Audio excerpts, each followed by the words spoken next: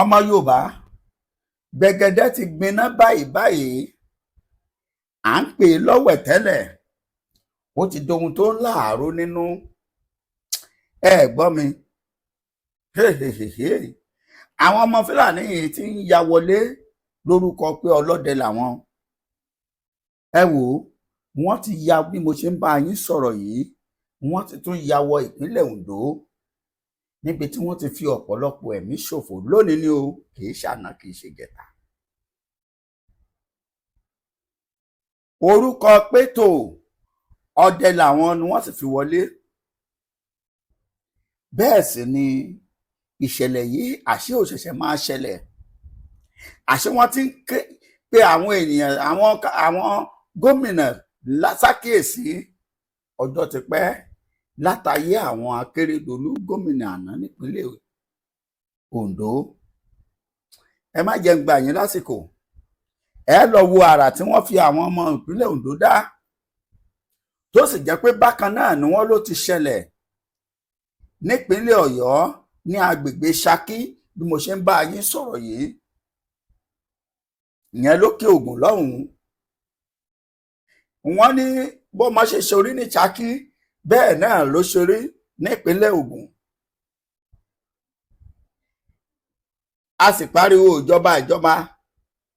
ìjọba jáde àwọn pariwo tí wọ́n pé tó agbára àwọn ò ní lè ká gbogbo wa lóòótọ́ sí ni tí wọ́n bá ń sọ pé ìjọba wo ló so lóòótọ́ jù nípele tí wọ́n dé ní ẹjá ṣe sàdánkátà sí wọn pé tó àwọn so lóòótọ́ ẹ̀yin tẹ́ ń lọ bí 400 million gbogbo sójà àtọlọ́pàá àtàmọ̀tẹ́kùn àti air force mi ò rò pé wọ́n wọ 20 million réṣíò wo ní ká fi pín ẹ má jẹ́ ń gbà yín lásìkò ẹ kọ́kọ́ wo bí wọ́n ṣe pa àwọn ìpínlẹ̀ Ondo ní ìpa àfọ́nẹ́fọ́ṣù mo ti ní kí wọ́n sẹ́ndì àwọn fídíò tí èyí tí wọ́n ṣe ní Òkè Ògùn àti ti ìpínlẹ̀ Ògùn sí mi ká lè fi hàn gbogbo ẹ̀yin ọmọ Yorùbá tó yẹ kẹ́ ẹ dìde fún ìrànlọ́wọ́ wa lásìkò yìí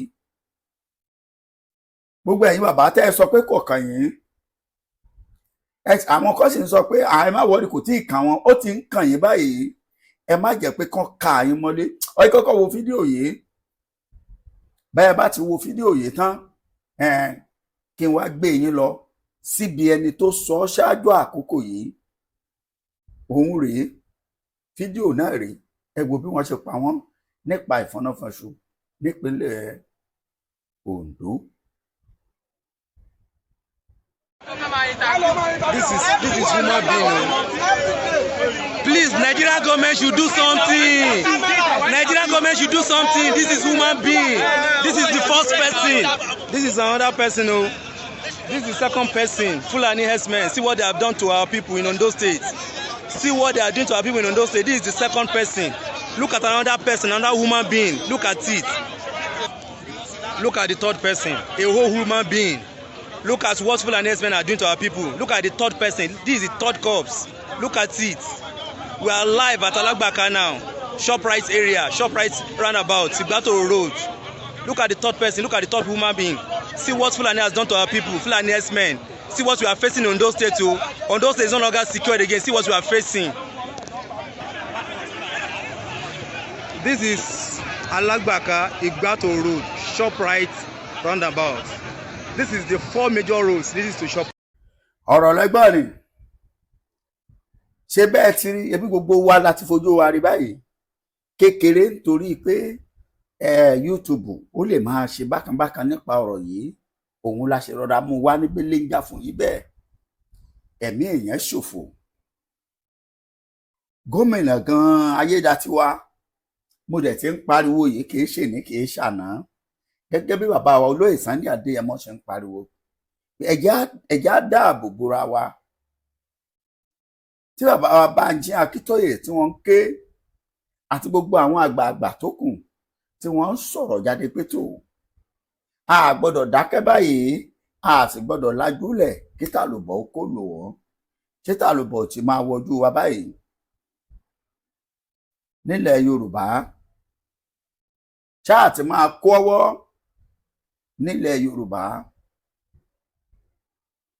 ẹ wá gbọ́ nǹkan tí bàbá yìí sọ. Wọ́n ní kò ní pàgbà kó má ṣe lójú fìrí.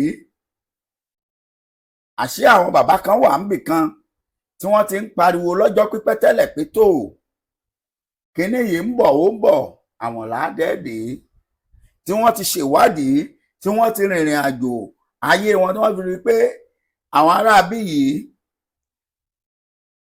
lórúkọ ìsìláàmù àbẹ́yẹ̀sí kan wàhálà ń bọ̀ nílẹ̀ Yorùbá, tí wọ́n sì gbégbésẹ̀ bóyá torí ẹ̀ ni wọ́n fi tètè lọ́fẹ̀yìn wọn tì níbi tí wọ́n fún wọn iṣẹ́ sí. Ẹ gbọ́ nǹkan tí bàbá yìí sọ. Bàbá wa Brigadier Togun, akẹ́kọ̀ọ́ ọkùnrin, bàbá nìyẹn. Ẹ gbọ́ nǹkan tí bàbá yìí sọ. Bẹ́ẹ̀ bá ti gbọ́ nǹkan tí wọ́n sọ tán, wọ́n padà wá. Until recently was the chair of Amotekun in Oyo State, right? Yeah, for some time. For some time. So what can you say about security around Oyo State and Amotekun?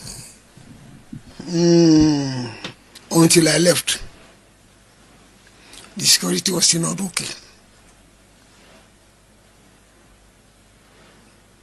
There's the influx of these Fulani herdsmen, and I was shouting.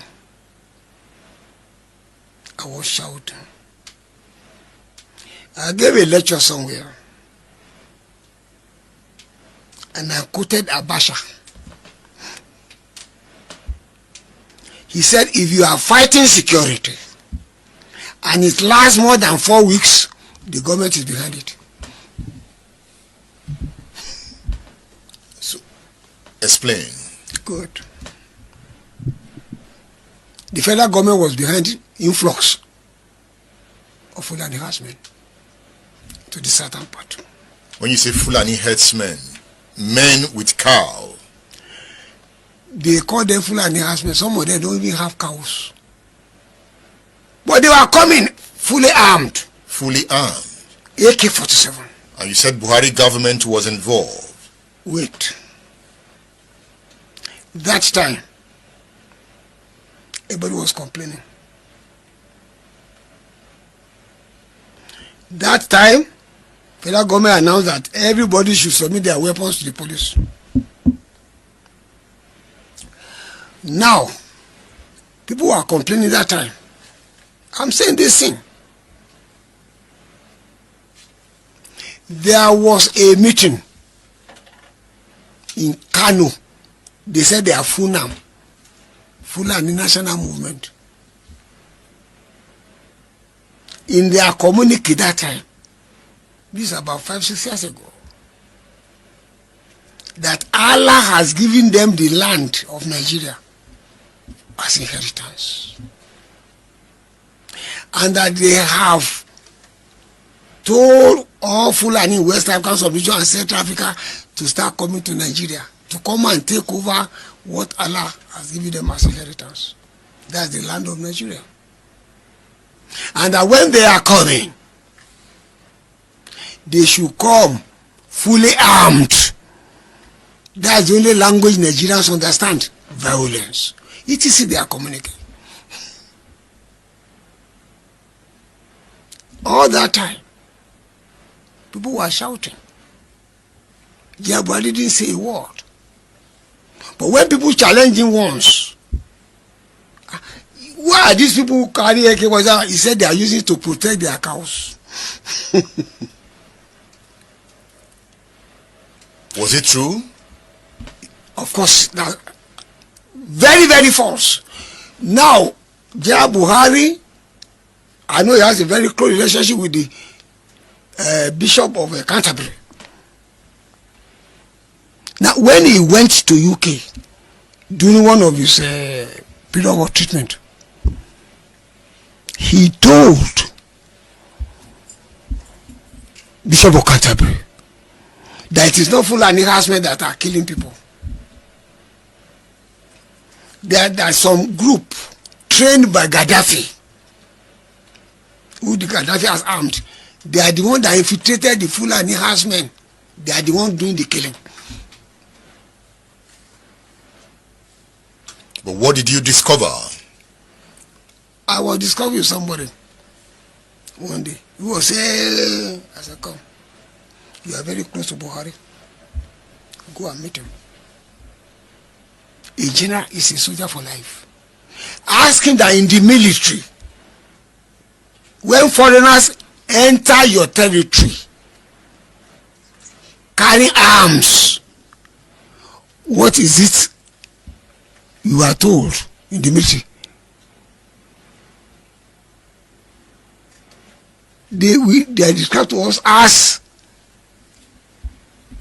invaders. Invaders. And what did the military say we should do with them? We are to hunt them down like rabbits and eliminate them. I said, go and meet Buhari and ask him. He didn't hunt them down? Who are the people doing the kidnapping?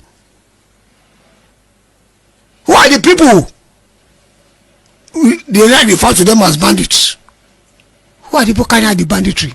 Are they in our forest around here? The entire Yoruba land is occupied by them. As we are talking now? As I'm talking to you. General Togun? Yes. So when you were in Amotekun, did you try to tackle them? I did everything I can. But I didn't have cooperation. Cooperation from who? From Oyo State Governor? Government, yes. Oyo State Governor? Yes. How? I can't start saying all these things. At least give us a hint. What is it that you wanted? Come. I wanted NCOs from the military, non-commissioned officers, to be recruited, to be put as coordinators in the very local governments. I couldn't achieve that. Why? What was the reason? They were not available to be recruited or what? They are available. Now, I don't want to talk more on this. I said they are supposed to be zonal commanders. And I wanted retired combatant officers of the rank of captain or major to be zonal commanders of Amotekun in various zones. You didn't achieve that? I didn't achieve it. I don't want to delve much in that area. But are we under threat in the southwest? We are still there. Ẹ ti gbọ́? Ẹ gbọ́ nǹkan tí bàbá yìí sọ sí.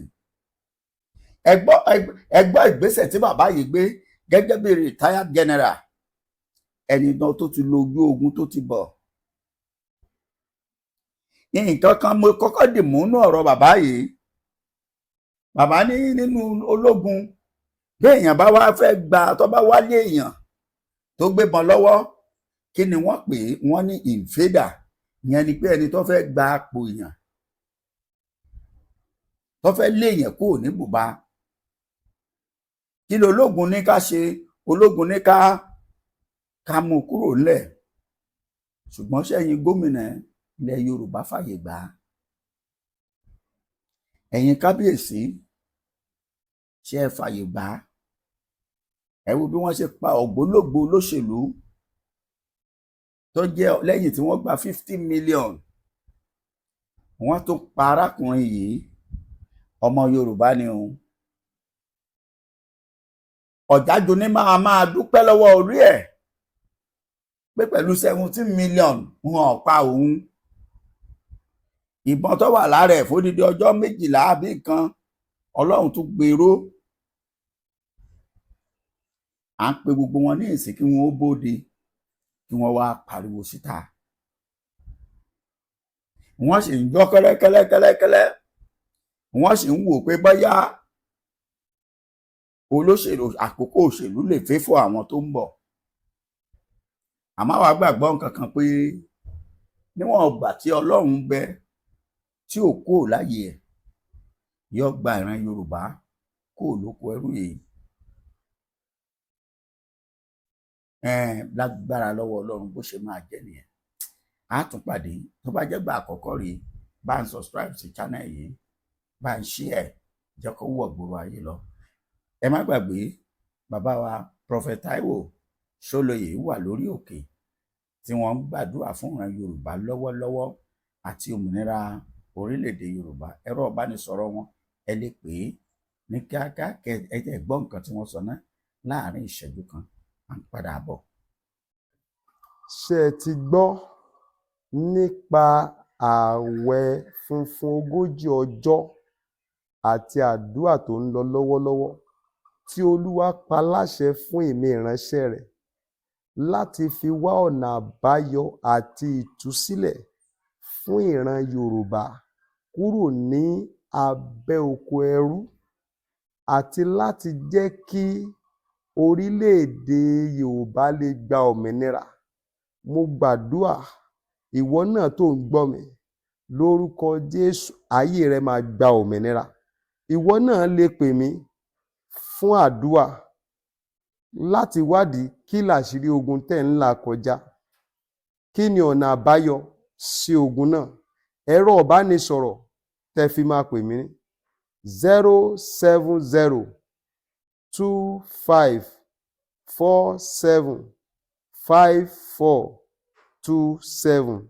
Ẹ gbọ́ lẹ́ẹ̀kan sí 07025475427.